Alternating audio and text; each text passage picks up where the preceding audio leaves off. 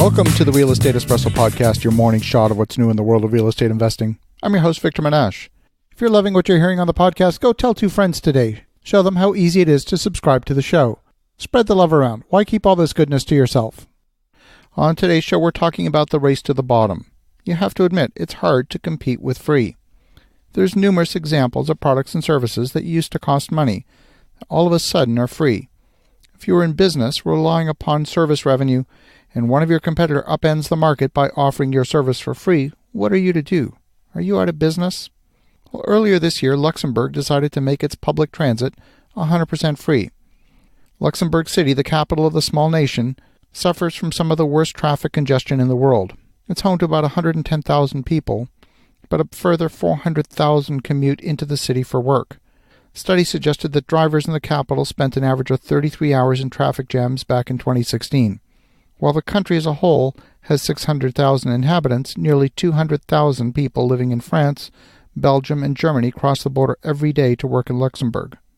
This summer, the government brought in free transport for every child and young person under the age of 20, and commuters need to only spend €2 for up to 2 hours of travel. In a country that's just under 1,000 square miles, it covers almost any journey in the country. Yet public transport was already heavily subsidized. Annual revenues from fares amounted to only €41 million and covers less than 10% of the network's $491 million a year operating cost.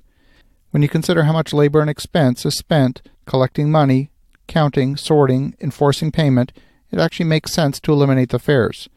But if you think about the impact to other forms of transportation, let's say you're a taxi driver in Luxembourg, you're probably unhappy about the new free alternative. Will taxis go out of business? Probably not, but free definitely doesn't help bring more business. If you're in the online dating business like Match.com, eHarmony, Tinder, or Bumble, you are probably unhappy to hear that Facebook was going to enter the market with a free offering. The service has been live already in 20 countries for a while and is now live in the US over the last few weeks. The service aims to put a dent in the $2.5 billion dating market and is aimed at the 200 million Facebook users in North America who identify as single.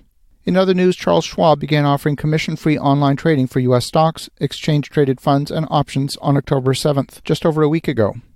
Previously, each trade cost investors $4.95.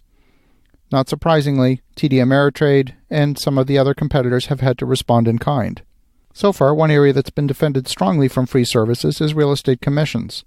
The standard model of 6% commissions being split halfway between the buyer and seller hasn't budged in a few decades, even though much of what a realtor does has changed significantly. Now in Canada and the UK, there definitely are fixed-rate MLS services that you can get access to as a client. And finally, specialty news services, cable television, and subscription radio are struggling to survive in the era of YouTube, online news sources like Business Insider, and of course, the entire podcast movement. I've had several people who want to start a podcast ask me how to monetize their podcast. And the simple answer is that you don't monetize a podcast, at least not directly.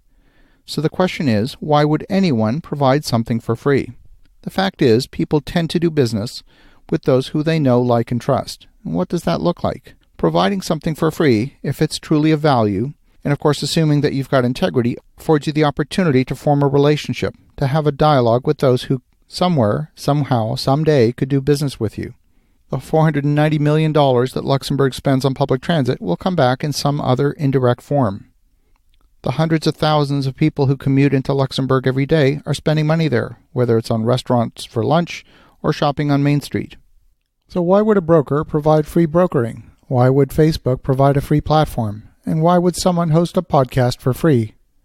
In the case of a podcast, it's a fair exchange. I provide you with something valuable each and every day for free. My message will connect with some of you, and some of you will want to reach out to me and propose doing some business together. That's already happened. That doesn't mean that everyone will be a perfect match, but a subset could be, and that's enough for me. I look forward to meeting in person. Some people view free as a race to the bottom, and some free offerings are just clickbait. But I view free as simply an opportunity to develop a relationship and engage in a conversation. As you think about that, have an awesome rest of your day. Go make some great things happen. We'll talk to you again tomorrow.